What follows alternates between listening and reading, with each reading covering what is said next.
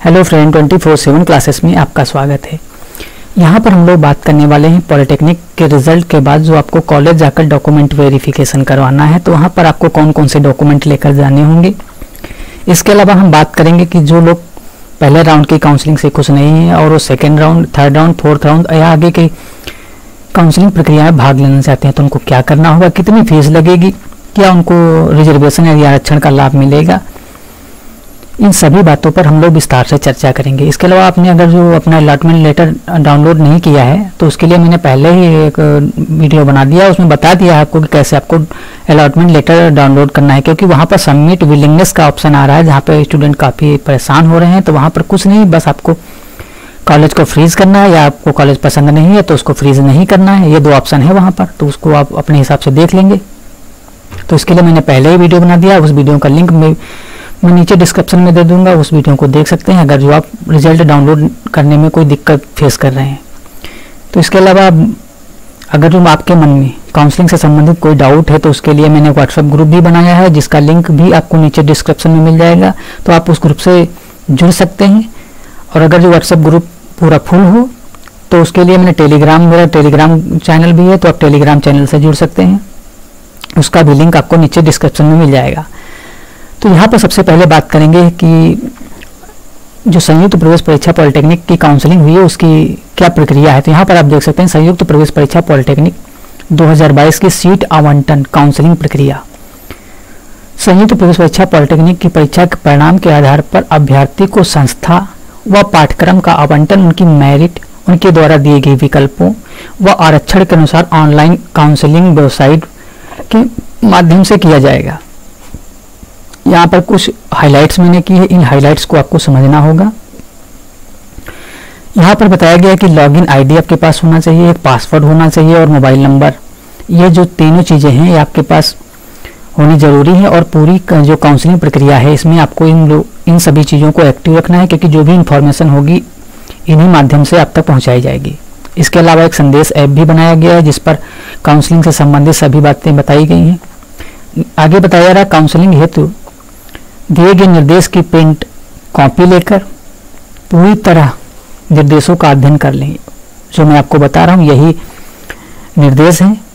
इसमें बताया गया है प्रवेश पत्र, score card, registration form, registration शुल्क 250 रुपये लगेगा की रसीद, जमा शुल्क की रसीद, seat allotment letter, document verification letter एवं एडमिशन लेटर की एक प्रति अपने पास अलग से सदैव सुरक्षित रख लें। तो इन डॉक्यूमेंट को जो मैंने नाम बताया मैं एक बार में दोबारा बता देता हूँ कौन कौन से डॉक्यूमेंट।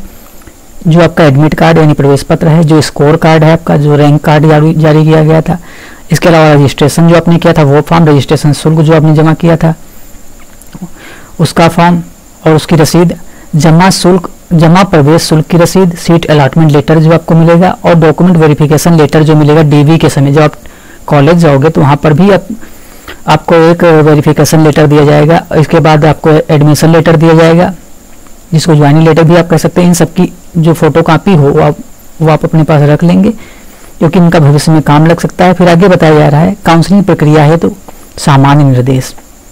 तो यह बताया जा रहा है कि जो भी काउंसलिंग होगी उसके लिए शेड्यूल जारी किया गया, आप देख सकते हैं काउंसलिंग शेड्यूल के अनुसार संपादित होगी। इसके अलावा ऑनलाइन माध्यम से होगी और निर्धारित तिथि एवं समय का विशेष ध्यान रखना होगा। तो आपको पता होगा कि 8 चरणों में काउंसलिंग हो रही है और 7 सितंबर से स्टार्ट है, 25 अक्टूबर तक चलेगी। मोटा देखा जाए तो लगभग 1 महीने की काउंसलिंग चलेगी, 1 महीने से ऊपर।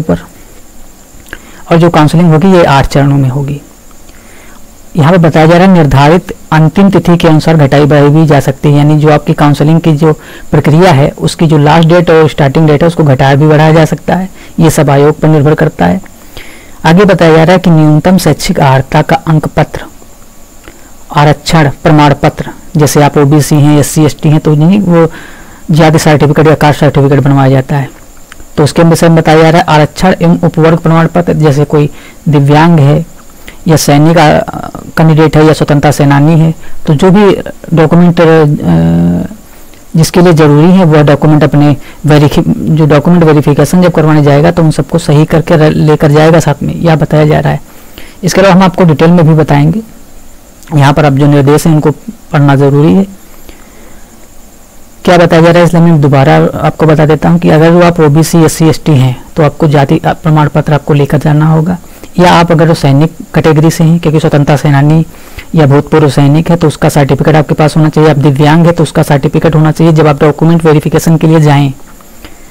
आगे बताया जा रहा है काउंसलिंग में रजिस्ट्रेशन शुल्क, प्रवेश शुल्क अभ्यर्थी के लॉगिन में उपलब्ध लिंक के माध्यम से ऑनलाइन जमा करना होगा। तो ये तो आप जमा ही कर चुके होंगे।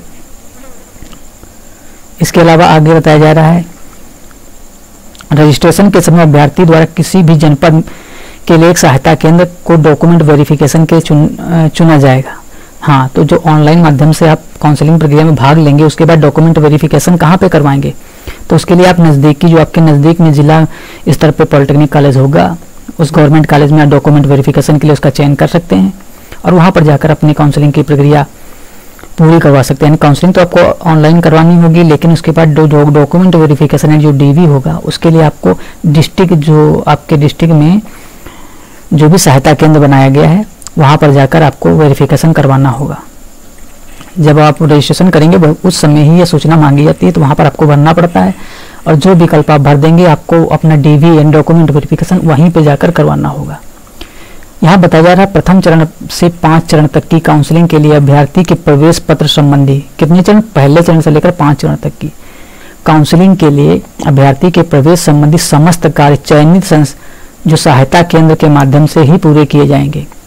अतः इसका चुनाव अभ्यर्थी अपनी सुविधानुसार करे, यानी आपको अपने नज़दीकी जो सेंटर है उसका चुनाव करना होगा।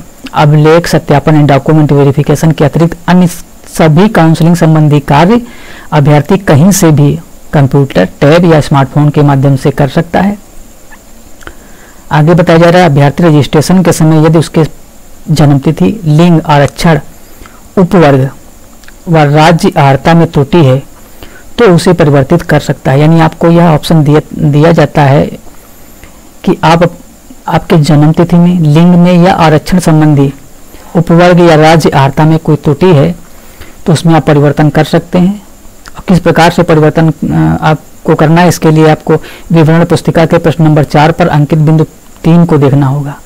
इसके अलावा हम नीचे आगे बात करेंगे कि अगर आपसे कहीं जन्मतिथि भरने में गलती हो गई है या आप जेंडर सेलेक्ट करते समय कहीं पे गलती कर दी है, मेल का फीमेल कर दिए, फीमेल का मेल कर दिए, या आपको जो रिजर्वेशन दिया जाएगा उसमें आपने गलती कर दी है, या आपने कहीं पे स्टेट गलत चुन लिया है, तो उन सब में जो भी गलतियां हैं उनको कैसे सुधारा जाएगा इसके विषय में भी हम आगे बताएंगे। यहाँ पे बताया जा रहा है उत्तर प्रदेश राज्य की अर्हता न रखने वाले अभ्यर्थी चतुर्थ चरण के काउंसलिंग प्रक्रिया के पात्र होंगे। यानी ऐसे कैंडिडेट जो यूपी के नहीं है, यूपी से बाहर के हैं, तो वो चौथी जो काउंसलिंग की प्रक्रिया होगी उसमें सम्मिलित होंगे। यानी पहली, दूसरी, तीसरी ये केवल स्पेशली यूपी कैंडिडेट के लिए है। यानी जो यूपी से कैंडिडेट है या यूपी से जो स्टूडेंट बिलोंग करता है वही कैंडिडेट पहली, दूसरी और तीसरी काउंसलिंग प्रक्रिया में भाग लेगा। इसके अलावा जो भी कैंडिडेट होंगे वो चौथी काउंसलिंग में भाग लेने के पात्र होंगे। यहाँ पर आगे बताया जा रहा है कि रजिस्ट्रेशन के पश्चात काउंसलिंग फीस जमा करनी होगी जो 250 रुपये लगेगी। काउंसलिंग फीस समस्त चरणों में केवल एक बार ली जाएगी। यानी ये जो 250 रुपये लिए जाएंगे ये काउंसलिंग फीस होगी, ये एक बार लिए जाएंगे, चाहे आप पहली काउंसलिंग में भाग लें, दूसरी में, तीसरी में, किसी काउंसलिंग प्रक्रिया में भाग लें, और ये वापस नहीं होगा, ये नॉन रिफंडेबल है। आगे बताया जा रहा है रजिस्ट्रेशन एवं शुल्क जमा करने के उपरांत अभ्यर्थी अपनी चॉइस फिल करेंगे। यानी सबसे पहले आपको रजिस्ट्रेशन करना होगा, उसके बाद आपको फीस सबमिट करनी होगी, उसके बाद ही आप अपने कॉलेज का चुनाव कर पाएंगे। यानी जो चॉइस फिलिंग ऑप्शन होगा वो 3rd नंबर पर ओपन होगा। यहाँ पर आपको लॉगिन आईडी और पासवर्ड डाल के आप अपने कॉलेज का चयन करेंगे। और वरीयता क्रम कैसे देंगे उसमें बताया जा रहा है कि चयन का जो क्रम होगा वो ऊपर से नीचे की ओर वरीयता के आधार पर माना जाएगा। यानी जो आप कॉलेज वहाँ पर सिलेक्ट करेंगे, जो पहले नंबर पर सिलेक्ट करेंगे सबसे पहले उसको चेक किया जाएगा, फिर दूसरा, तीसरा, चौथा, ऐसे नीचे की तरफ बढ़ा जाएगा। यानी अगर आपको पहला मिल गया तो दूसरा नहीं दिया जाएगा, दूसरा मिलेगा, तीसरा नहीं दिया जाएगा। ऐसा कहने का मतलब है सबसे पहले जो ऊपर आएगा उसको दिया जाएगा, उसके बाद नीचे वाला इस वरीयता क्रम में रखा गया। वही यहाँ पे बताया गया कि चयन के क्रम ऊपर से नीचे की ओर वरीयता के आधार पर माना जाएगा। यहाँ पर आगे बताया जा रहा है कि विकल्प लॉक करने के उपरांत उस चरण में कोई बदलाव नहीं किया जा सकता। यानी जब तक आप जो आप कॉलेज का चुनाव करेंगे उनको आप जब तक लॉक नहीं कर देते हैं तब तक आपके पास ये ऑप्शन रहता है कि आप उन कॉलेज को बदल सकते हैं, रिमूव कर सकते हैं, ऊपर नीचे कर सकते हैं, लेकिन एक बार आपने कॉलेज लॉक कर दिया फिर आपके विकल्प वो सबमिट हो जाएंगे और उनमें दोबारा बदलाव संभव नहीं होगा। आगे बताया जा रहा है कि प्रथम 3 चरणों में असीमित विकल्प भरने की सुविधा होगी, यानी जो पहली, दूसरी, तीसरी राउंड में की काउंसलिंग की प्रक्रिया में भाग ले रहे हैं वो असीमित विकल्प भर सकते हैं, क्योंकि 1600 समथिंग कुछ कॉलेज हैं तो उन सभी कॉलेज का चयन कर सकते हैं। लेकिन चतुर्थ चरण में समस्त अभ्यर्थी अपने विकल्प में परिवर्तित कर पाएंगे। केवल 10 विकल्पों का चयन उनको दिया करने का मतलब अवसर दिया जाएगा, यानी जो पहले, दूसरे, तीसरे के कैंडिडेट होंगे वो तो असीमित कितने भी विकल्प चुन सकते हैं, लेकिन चौथे चरण से जो भी कैंडिडेट भाग लेगा काउंसलिंग में वो उनके पास केवल 10 विकल्प होंगे, यानी वो केवल मैक्सिमम 10 विकल्पों का चयन कर सकते हैं। लेकिन यहाँ पे बताया जा रहा है कि अगर वो आपको सीट आवंटित नहीं होती है तो आप 5वें चरण में सीट जो आपने विकल्प दिए हैं उनके विकल्पों में परिवर्तन कर सकते हैं। प्रत्येक चरण में चयनित विकल्पों के आधार पर अभ्यर्थी को संस्था एवं पाठ्यक्रम का आवंटन किया जाएगा। तो दोस्तों ये वीडियो थोड़ा लंबा हो जा रहा है, लेकिन आपको डिटेल में इस नोटिफिकेशन को मैं समझा रहा हूँ और उम्मीद करता हूँ कि जो भी अभी तक आपके काउंसलिंग से संबंधित डाउट थे या डॉक्यूमेंट वेरिफिकेशन से संबंधित डाउट थे या कोई भी डाउट था वो इस वीडियो में क्लियर हो जाएगा। आगे बताया जा रहा है कि छठे चरण से अंतिम चरण तक केवल 10 विकल्प चयन करना होगा। जैसे आपको मैंने बताया कि पहला राउंड, दूसरा राउंड और तीसरा राउंड, इसमें तो आप असीमित विकल्प भर सकते हैं। इसके अलावा चौथे राउंड से लेकर 5वें, 6ठे, 7वें और 8वें इन सभी में 10-10 विकल्प आपको भरने के लिए दिए जाएंगे। इससे ज़्यादा आप विकल्प नहीं भर सकते, वहाँ पर सीमा होगी और सीट आवंटन केवल एक बार किया जाएगा। यहाँ पे बताया जा रहा है कि सीट आवंटन प्रत्येक चरण में निर्धारित तिथि को सीट आवंटित होगी। अभ्यर्थी का आवंटन मेरिट, संस्था व पाठ्यक्रम के विकल्पों, आरक्षण सीटों की उपलब्धता के आधार पर किया जाएगा। किसी भी अभ्यर्थी को उसके द्वारा चयनित विकल्पों के आधार पर केवल एक सीट आवंटित की जाएगी। यहाँ पर आगे बताया जा रहा है कि फ्रीज और फ्लॉट विकल्प किस प्रकार स्टूडेंट चयन कर सकता है उनका। तो सबसे पहले समझते हैं कि फ्लॉट विकल्प क्या है। यहाँ पे बताया जा रहा है कि अगर जो आपको सीट आवंटन प्राप्त अभ्यर्थी जिनको सीट आवंटित कर दी गई, जिनको अलॉटमेंट लेटर दे दिया गया है, ऐसे अभ्यर्थी संस्था अथवा पाठ्यक्रम में सुधार के इच्छुक हैं और वो चाहते हैं कि अपने कॉलेज में बदलाव चाहते हैं, तो उनके लिए फ्लॉट विकल्प उपलब्ध कराया गया है। प्रथम एवं द्वितीय चरण के सीट आवंटन के पश्चात अभ्यर्थी फ्लॉट विकल्प चुनकर निर्धारित सिक्योरिटी धनराशि 3000 रुपये आपको जमा करने होंगे। अगर जो आप सीट परिवर्तित करना चाहते हैं सिक्योरिटी के रूप में, ऑनलाइन माध्यम से जमा करना होगा। आगे बताया जाएगा कि द्वितीय और तृतीय चरण में कोई अहर्य हो जाएगा। ऐसे अभ्यर्थी को सीट आवंटन तब तक सुरक्षित रहेगा जब तक कि यहाँ पे बताया जा रहा है कि अगर जो आप फ्लॉट का विकल्प चयन करते हैं और 3000 रुपये सिक्योरिटी फीस जमा करते हैं तो द्वितीय और तृतीय चरण के लिए योग्य हो जाएंगे आप, यानी द्वितीय तृतीय चरण में की काउंसलिंग प्रक्रिया में आप भाग ले सकते हैं। और फिर तब तक वह चीज़ मान रहेगी, यानी फीस तब तक सिक्योरिटी फीस मान रहेगी जब तक आपको कॉलेज आवंटित नहीं कर दिया जाता है। आगे बताया जाएगा तृतीय चरण में आवंटित सीट पर प्रवेश लेना अनिवार्य होगा, अन्यथा आवंटित सीट निरस्त हो जाएगी एवं जमा सिक्योरिटी जो पैसा होगा वो जब्त कर लिया जाएगा। यानी आप सबसे पहले आप फ्लॉट विकल्प का चयन करेंगे, वहां पर आपको सिक्योरिटी फीस जमा होगी, उसके बाद द्वितीय और तृतीय चरण में आप भाग लेने के योग्य होंगे। और सीट आवंटित हो जाने के पश्चात अगर वो आप अपना डीवी नहीं करवाते हैं तो आपकी सिक्योरिटी फीस जमा जो है वो जब्त कर ली जाएगी। इसके अलावा फ्रीज के विषय में बताया जा रहा है कि फ्रीज अगर कोई कैंडिडेट चुन लेता है तो आपको डॉक्यूमेंट वेरिफिकेशन के लिए जाना होगा। अभिलेखों के सत्यापन के तुरंत बाद अभ्यर्थी को लॉगिन पर चयनित पाठ्यक्रम हेतु निर्धारित संपूर्ण शुल्क जमा करना होगा और जो भी शुल्क होगा वो ऑनलाइन माध्यम से ही जमा किया जाएगा। यानी फ्रीज विकल्प आपने चुन लिया तो मतलब आपने अपनी सीट फ्रीज कर ली, लॉक कर दी। अब आपको कॉलेज जाकर डॉक्यूमेंट वेरिफिकेशन करवाना होगा। यहाँ पे बताया गया तृतीय चरण के आवंटन के पश्चात सभी अभ्यर्थियों का जो फ्रीज का विकल्प है वो स्वतः ही खत्म हो जाएगा। यानी फ्रीज और जो फ्लॉट का विकल्प है, इसमें जो फ्रीज ऑप्शन है ये केवल पहले, दूसरे और तीसरे चरण की जो काउंसलिंग है उसमें काम करेगा। यानी तीसरे चरण के बाद अगर जो कोई कैंडिडेट ऐसा है जिसको जो चौथे चरण में भाग ले रहा है तो उसको फ्रीज का ऑप्शन नहीं मिलेगा और वो उसको जो भी सीट दी जाएगी वो ऑटो ही फ्रीज हो जाएगी और उसको जो होगा डॉक्यूमेंट वेरिफिकेशन करवाना अनिवार्य होगा। अगर जो वह नहीं करवाता है तो उसका जो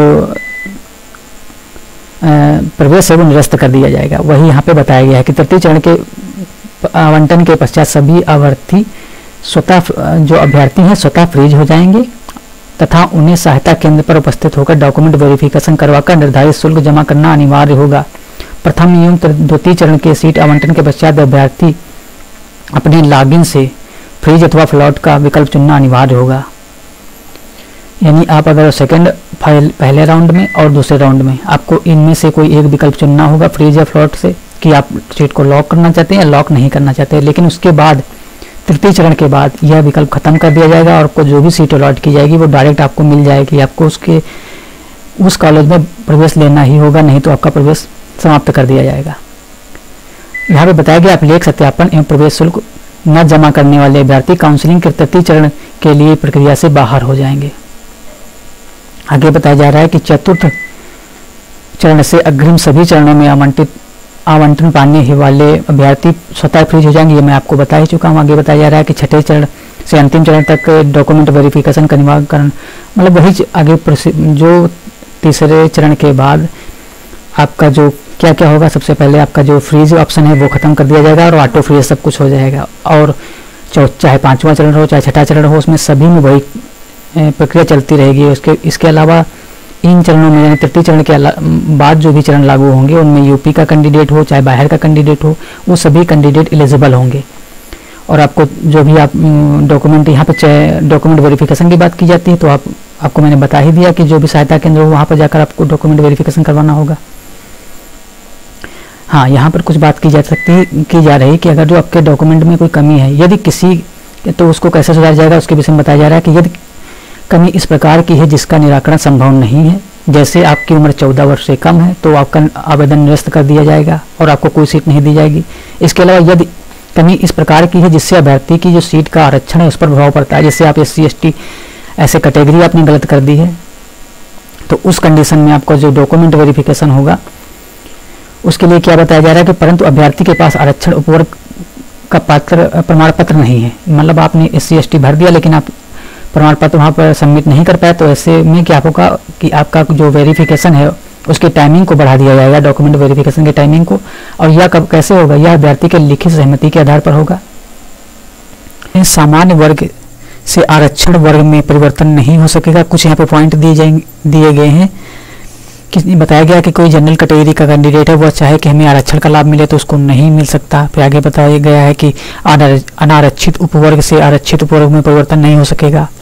अभ्यर्थी के जेंडर में कोई परिवर्तन नहीं किया जा सकेगा। अन्य राज्य स्तर से उत्तर प्रदेश के राज्य में परिवर्तन नहीं हो सकेगा। यानी कोई अदर स्टेट का है कैंडिडेट, वो चाहता है कि हमें यूपी के आधार पर, यानी यूपी के कैंडिडेट की वरीयता के आधार पर हमें सीट आवंटित कर दी जाएगी, तो ऐसा भी नहीं हो सकेगा। लेकिन आगे बताया जा रहा है उत्तर प्रदेश से अन्य राज्य में परिवर्तित किए जाने पर, हाँ, अगर कोई यूपी का कैंडिडेट है वो चाहता है कि हम कोई अदर स्टेट के कैंडिडेट के रूप में काउंट किया जाए और मुझे काउंसलिंग प्रक्रिया में भाग लेने दिया जाए, तो वह चौथे राउंड से भाग ले सकेगा, क्योंकि चौथा राउंड जो है वो अदर स्टेट के कैंडिडेट के लिए रखा गया है। तो पहला, दूसरा, तीसरा जो राउंड है वो यूपी के कैंडिडेट के लिए है और चौथा राउंड जो है यूपी के अलावा जो भी कैंडिडेट है उनके लिए है।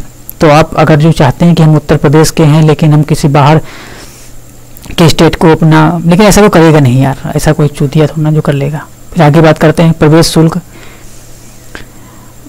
प्रवेश शुल्क कितना रहेगा, तो अब यहाँ बताया जा रहा है अभिलेख सत्यापन के उपरांत अभ्यर्थी आवंटित संस्था एवं पाठ्यक्रम के लिए निर्धारित शुल्क ऑनलाइन माध्यम से जमा कर सकेंगे। और शुल्क कितना जमा होगा, 3000 रुपये जमा होगा। लेकिन अगर गवर्नमेंट या आपको एडेड कॉलेज मिलता है जिसको अनुदानित कॉलेज कहते हैं, तो उसमें आपको ऑनलाइन माध्यम से जमा करना होगा। लेकिन निजी कॉलेज अगर जो कोई है तो उसमें आपको संस्था में जाकर 3000 रुपये जमा करना होगा। और जो शुल्क है, निर्धारित जो प्रवेश शुल्क है, इसके विषय में अगर जो आपको डिटेल में जानकारी चाहिए तो उसके लिए यहाँ पे बताया गया है कि ऑफिस से ये वेबसाइट दी गई है कि विवरण पुस्तिका 2022 पर आप इसको देख सकते हैं। आगे बताया जा रहा है यदि किसी संस्था द्वारा सक्षम स्तर से अधिक निर्धारित शुल्क लिया जा रहा है, यानी कहीं पर प्रवेश शुल्क ज़्यादा लिया जा रहा है आपसे, तो उसके लिए आप क्या करेंगे, अतिरिक्त किसी धनराशि की मांग की जाती है तो उसके लिए आप किसी नज़दीकी जो सहायता केंद्र है, राजकीय अनुदानित पॉलिटेक्निक संस्था में स्थापित सहायता केंद्र या संयुक्त प्रवेश परीक्षा के जो लखनऊ कार्यालय में, वहाँ पर आप लिखित शिकायत दे सकते हैं और उस संस्था में प्रवेश ले सकते हैं। अब यहाँ पे बताया जा रहा है प्रोविजनल एडमिशन लेटर। तो यहाँ पे बताया जा रहा है कि शुल्क जमा करने के पश्चात अपना प्रोविजनल एडमिशन लेटर डाउनलोड कर सकते हैं। यानी एडमिशन लेने के बाद आपको प्रोविजनल लेटर डाउनलोड करना होगा, जिसको आप सुरक्षित अपने पास रख लेंगे, भविष्य में आपके काम आएगा। फिर आगे बताया जा रहा है अभ्यर्थी का ऑनलाइन प्रवेश पूर्णतः अस्थायी माना जाएगा, इसलिए संस्था में जाकर आपको अपना डॉक्यूमेंट वेरिफिकेशन अंतिम तिथि से पूर्व जरूर करवा लेना है। आगे बताया जा रहा है यदि अभ्यर्थी अपात्र पाया जाता है, डीवी आपने कराया, वहां पर आप अपात्र पाए जाते हैं तो आपका प्रवेश निरस्त कर दिया जाएगा। इसलिए डीवी में जो भी डॉक्यूमेंट ले जाना है पूरी तरीके से तैयार करके फिर आप डॉक्यूमेंट वेरिफिकेशन के लिए जाएं। चलिए मैं बता देता हूँ सबसे पहले आपको कौन कौन से डॉक्यूमेंट लेके जाने हैं। तो नोट कर लिए, सबसे पहले आपको 10th 12th ये दोनों जो मार्कशीट हैं, सर्टिफिकेट, इनको लेके जाना है। इसके अलावा आपको जो वेबसाइट से स्कोर कार्ड या रैंक कार्ड दिया गया है उसको डाउनलोड करना है। अलॉटमेंट लेटर आपको ले जाना है। जो आपने पॉलिटेक्निक प्रवेश परीक्षा के समय एडमिट कार्ड आपके पास था वो एडमिट कार्ड आपके पास रखना है आपको। रजिस्ट्रेशन फीस स्लिप जो है आपको मिली है, 250 रुपये आपने जमा किए थे, वो जो रजिस्ट्रेशन फीस स्लिप है उसको आपको लेके जाना है। रजिस्ट्रेशन फॉर्म जो आपने फिल किया था उसको भी साथ ले जाना, हो सकता है वहाँ पर काम लग जाए।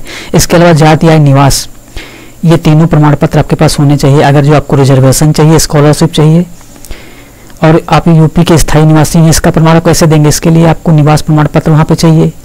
आप किस कैटेगरी के लिए, इसके लिए जाति प्रमाण पत्र और इनकम सर्टिफिकेट आपको देना होगा जब आप छात्रवृत्ति के लिए फॉर्म अप्लाई करेंगे। तो इस ये तीनों फॉर्म वहाँ पे मतलब आपके पास तीनों ये चीज़ें होनी चाहिए, जाति, निवास प्रमाण पत्र, जाति, आय और निवास, तीनों प्रमाण पत्र आपके पास होने चाहिए।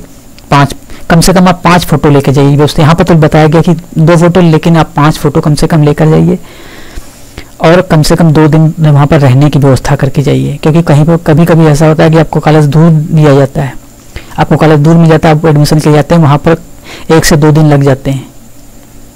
इसके अलावा आपके पास एक मेडिकल सर्टिफिकेट होना ज़रूरी है, जो आप अपने नज़दीकी डिस्ट्रिक्ट हॉस्पिटल से बनवा सकते हैं।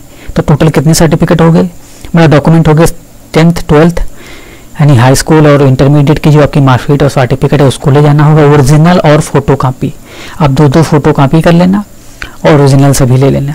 इसके अलावा स्कोर कार्ड या rank card, allotment letter, admit card, registration fees slip, registration form, जाति या निवास प्रमाण पत्र और 5 फोटो और मेडिकल सर्टिफिकेट, इतने डॉक्यूमेंट आपके पास होने चाहिए। इसके अलावा अगर जो वहाँ पे कोई आपको दिक्कत आती है तो वहाँ पर आपको अनेक सुविधाएं दी जाती हैं, जैसे आप एप्लीकेशन लगा सकते हैं, तो ये सब वहाँ पर आपको सुविधाएं दी जाती हैं। लेकिन आपके पास कम से कम इतने डॉक्यूमेंट होने चाहिए, क्योंकि वहाँ पर आप एडमिशन लेने जाएँ तो वहाँ पर कोई भी डॉक्यूमेंट आपके पास कमी ना लगे। हाँ, और एक चीज़ ध्यान रखना, आपके पास टीसी भी होनी चाहिए, जो इंटर की टीसी ट्रांसफर सर्टिफिकेट होता है वो भी आप लेके जाएँ तो ज़्यादा बेटर रहेगा।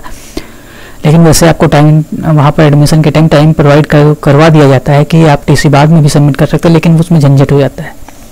तो आपके पास इतने डॉक्यूमेंट होने चाहिए। मैं दोबारा एक बार बता दे रहा हूँ, 10th 12th का मार्कशीट और सर्टिफिकेट, हाई स्कूल यानी हाई स्कूल और इंटरमीडिएट का सर्टिफिकेट, रैंक कार्ड यानी score card, allotment letter, admit card, जो आपने रजिस्ट्रेशन फीस स्लिप लगाई है वो, रजिस्ट्रेशन फॉर्म, जाति या निवास प्रमाण पत्र, 5 फोटो और एक मेडिकल सर्टिफिकेट के साथ साथ टीसी सर्टिफिकेट, जो आप इंटरमीडिएट के बाद या हाई स्कूल के बाद आप जो टीसी लेंगे वो होना ज़रूरी है। तो इतने आपके पास डॉक्यूमेंट हों जब आप वहाँ पर एडमिशन लेने के लिए जाएँ। आगे बताया जा रहा है विथड्रॉ फॉर्म काउंसलिंग प्रोसेस। तो अगर जो इस विकल्प का आप चयन करते हैं, यह भी विकल्प आपको वहाँ पर दिया जाएगा। विथड्रॉ फॉर्म काउंसलिंग प्रोसेस का मतलब होता है कि अगर जो आपने काउंसलिंग प्रक्रिया से विड्रॉल कर लिया तो आपका जो प्रवेश है पूर्णतः निरस्त कर दिया जाएगा। और यह काम आप काउंसलिंग के किसी भी स्तर में कर सकते हैं, चाहे पहले चरण, दूसरे चरण, तीसरे चरण, किसी भी स्तर में कर सकते हैं। आप इस विकल्प को चुन सकते हैं और आपका पैसा वापस कर दिया जाएगा। तो यही यहाँ पे बताया जा रहा है कि अगर जो आपने विथड्रॉ फॉर्म काउंसलिंग प्रोसेस इस ऑप्शन का चयन किया तो अंतिम चरण से पूर्व चरण तक आवंटित सीट को खाली करते हुए जमा किया गया संपूर्ण शुल्क, सिक्योरिटी, धनराशि एवं प्रवेश शुल्क वापस ले सकता है। प्रवेश लेने से पूर्णतः वंचित होगा। हाँ, अगर जो आपने ऐसा कर दिया, विथड्रॉ आपने कर लिया, तो आपको सीट अलॉट नहीं होगी, आप काउंसलिंग प्रक्रिया से बाहर हो जाएंगे, लेकिन आपका पैसा पूरा वापस हो जाएगा। तो अगर आपको पैसा वापस लेना है तो आप काउंसलिंग प्रक्रिया से विथड्रॉ कर लीजिए, तो आपका पूरा जो भी आपकी फीस लगी होगी वो सारी फीस वापस हो जाएगी। इसके अलावा आप यहाँ से देख सकते हैं शुल्क जो वापसी होगी आपके बैंक खाते में कर दी जाएगी, जिससे अपने पैसे कटवाए होंगे। लेकिन यह पूरी प्रक्रिया काउंसलिंग के बाद ही होगी, यहाँ बताया गया है किसी अन्य खाते में शुल्क वापसी नहीं हो सकेगी। तो आपने जिस खाते में यानी आप जो भी शुल्क वापस होगा वो आपके अभिभावक के खाते में होगा। सॉरी, मैंने वहाँ पे बता दिया कि जिस खाते से कटवाया, लेकिन वैसा नहीं है। यहाँ बताया गया कि शुल्क की वापसी अभ्यर्थी या अभिभावक के बैंक खाते में की जाएगी, अन्य किसी खाते में शुल्क की वापसी नहीं की जाएगी।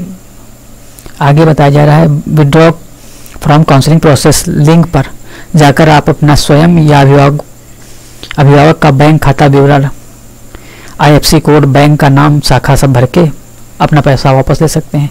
देखिए, इसके अलावा और निर्देश में क्या बताया गया है कि सीट आवंटित के पश्चात अभ्यर्थी प्रवेश प्रक्रिया पर निर्धारित शुल्क अगर जमा नहीं कर पाता समय से तो उसकी सीट निरस्त कर दी जाएगी। आगे बताया जा रहा है कि अभिलेख सत्यापित कराते हुए ऑनलाइन माध्यम से प्रवेश शुल्क जमा कराना अनिवार्य होगा। हाँ, और SC ST कैंडिडेट है, अगर अनुसूचित जाति, अनुसूचित जनजाति के ऐसे अभ्यर्थी जो शुल्क पूर्ति या छात्रवृत्ति के पात्र हैं, यानी SC ST के वे कैंडिडेट जो स्कॉलरशिप लेना चाहते हैं और चाहते हैं कि फीस में उनको छूट मिले, तो उनको सिक्योरिटी के तौर पर 3000 रुपये तो जरूर जमा करने होंगे। अगर जो ऐसा कोई कैंडिडेट नहीं करता है कि 3000 रुपये जमा नहीं करता है एडमिशन के टाइम, तो उसको जो इसके शुल्क पूर्ति है और छात्रवृत्ति का है फॉर्म है, उसके लिए वो एलिजिबल नहीं होगा। आगे बताया जा रहा है कि प्रथम से तृतीय चरण तक की जो काउंसलिंग की प्रक्रिया है वो किस प्रकार से होगी। तो यहाँ बताया गया कि मैंने बात कर ली है, फिर आगे बता देते हैं कि प्रथम से तृतीय चरण तक की जो काउंसलिंग हो उसमें केवल यूपी के कैंडिडेट भाग लेंगे। पंजीकरण कराने वाले अभ्यर्थी केवल एक चरण में ही विकल्प का चयन कर सकेंगे। हाँ, ये बात बताई जा रही कि अगर जो आपने पहले चरण में जो भी आप विकल्प भरेंगे, अगर जो आपको पहले चरण में सीट अलॉट नहीं होती है या आप सीट या उस कॉलेज में आप एडमिशन लेना नहीं चाहते, तो उसके बाद आपको दोबारा विकल्प भरने का ऑप्शन नहीं दिया जाएगा। आपने जो विकल्प भरा होगा उसी के आधार पर आपको सीट आवंटित कर दी जाएगी। इस चीज़ का विशेष ध्यान रखना होगा। आगे बताया जा रहा है अगले चरणों में पूर्व में दिए गए विकल्पों के आधार पर ही सीट आवंटित की जाएगी। ये मैंने बता दिया है। सीट आवंटित किस प्रकार से होगा, ओपन और क्लोजिंग रैंक के आधार पर होगा। चतुर्थ और पंचम चरण की जो काउंसलिंग होगी, तो ऐसे कैंडिडेट, यहाँ पे मैं आपको समझा देता हूँ, ऐसे कैंडिडेट जिन्होंने तीसरे चरण तक की काउंसलिंग में भाग लिया है और उन्होंने प्रवेश नहीं लिया है, या ऐसे कैंडिडेट जो अनुत्तीर्ण अभ्यर्थी हैं और उत्तर प्रदेश के राज्य के बाहर के कैंडिडेट हैं, उनका जो प्रवेश होगा वो चतुर्थ चरण से स्टार्ट होगा। तो चौथे चरण से वो आगे के जो भी चरण हैं उनमें भाग ले सकते हैं, लेकिन यहाँ पर 10 विकल्प भर सकते हैं आप केवल। ये बात मैं पहले ही कर चुका हूँ। और यहाँ पर जो भी आपको प्रवेश के लिए जो कॉलेज अलॉट किया जाएगा उसको आपको लेना ही होगा। अगर आप ऐसा नहीं करते हैं तो आप काउंसलिंग प्रक्रिया से बाहर हो जाएंगे। फिर यही प्रोसेस छठे से अंतिम चरण तक लागू होगा। फिर वही आपको सीट आवंटित की जाएगी। अगर आप प्रवेश नहीं लेते तो निरस्त कर दिया जाएगा। यहाँ भी आपको 10 विकल्प भरने का ऑप्शन होगा। आगे बताया जा रहा है छठे चरण से अंतिम चरण तक के अभ्यर्थियों को सीट आवंटन के पश्चात आवंटित संस्था में जाकर डॉक्यूमेंट वेरिफिकेशन करवाना होगा। यहाँ पर आपको शुल्क कितना जमा करना होगा। अगर प्रवेश शुल्क है वो 3000 रुपये ऑनलाइन माध्यम से जमा कराना होगा। तो दोस्तों यहाँ पर मैंने इस नोटिफिकेशन को डिटेल में आपको समझाने की कोशिश की। इसके अलावा अगर आपके मन में फिर भी कोई डाउट रह जाता है तो उसके लिए मैंने व्हाट्सएप ग्रुप बनाया है, टेलीग्राम ग्रुप भी बनाया है। लेकिन व्हाट्सएप ग्रुप जो है वो स्पेशली फॉर पॉलिटेक्निक कैंडिडेट के लिए है। तो आप व्हाट्सएप ग्रुप का लिंक आपको नीचे डिस्क्रिप्शन में मिल जाएगा। वहां से जाकर आप व्हाट्सएप ग्रुप से जुड़ सकते हैं और आपका जो भी डाउट है व्हाट्सएप ग्रुप पर डाल सकते हैं, या इस वीडियो के नीचे कमेंट बॉक्स में भी डालकर अपना सवाल पूछ सकते हैं। क्योंकि मैं पॉलिटेक्निक का पूर्व छात्र रह चुका हूँ। मैंने कानपुर जो पॉलिटेक्निक कॉलेज है वहाँ से मैंने पॉलिटेक्निक की है मैकेनिकल में। तो मुझे काफ़ी जानकारी है कि आप एडमिशन की प्रक्रिया किस प्रकार से होती है, कॉलेज आवंटन किस प्रकार से होता है, क्योंकि मैं इससे पहले प्रक्रिया में भाग ले चुका हूँ। तो यहाँ पर दोस्तों अगर जो आपको पॉलिटेक्निक में एडमिशन से संबंधित कोई भी प्रक्रिया में किसी भी स्तर में कोई भी दिक्कत आती है तो आप मेरे व्हाट्सएप ग्रुप, टेलीग्राम ग्रुप के माध्यम से कमेंट कर सकते हैं, या नीचे दिए गए डिस्क्रिप्शन बॉक्स में लिंक के माध्यम से आप हमारी वेबसाइट से भी जुड़ सकते हैं। वेबसाइट का लिंक आपको नीचे डिस्क्रिप्शन में दिया जाएगा। तो यानी नीचे आपको दिया जाएगा व्हाट्सएप का ग्रुप का लिंक, टेलीग्राम का लिंक, वेबसाइट का लिंक। तो आप किसी माध्यम से आप मेरे कांटेक्ट में आ सकते हैं और अपना जो भी आपका डाउट है उससे संबंधित क्वेश्चन पूछ सकते हैं। तो दोस्तों उम्मीद करते हैं आज के वीडियो में दी गई जानकारी आपको अच्छी लगी होगी। इसके अलावा अगर वो आप किसी अदर टॉपिक पर, जैसे किस कॉलेज की कितनी फीस है, कितने गवर्नमेंट कॉलेज हैं, उनमें कितनी क्लोजिंग रैंक ओपनिंग रैंक वालों का एडमिशन होगा, इन सभी बातों के विषय में अगर आप चाहते हैं डिटेल में मैं वीडियो बनाऊं तो उसके लिए भी आपको कमेंट बॉक्स में बताना होगा। तो मैं कोशिश करूंगा कि अगर जिस टॉपिक पे ज़्यादा स्टूडेंट होंगे उस टॉपिक पर मैं वीडियो बनाने की कोशिश करूंगा। तो उसमें मैं जानकारी दूंगा कौन सा एडेड कॉलेज है, कौन से गवर्नमेंट कॉलेज हैं, कितनी फीस है, इन सभी बातों में वहाँ पर चर्चा करूँगा। तो दोस्तों अगर तो काउंसलिंग प्रक्रिया में कोई दिक्कत है तो आप नीचे दिए गए लिंक के माध्यम से मुझसे जुड़ सकते हैं। तो आज के वीडियो में इतना ही, फिर मिलेंगे जल्दी, तब तक thank you very much. 24/7 classes.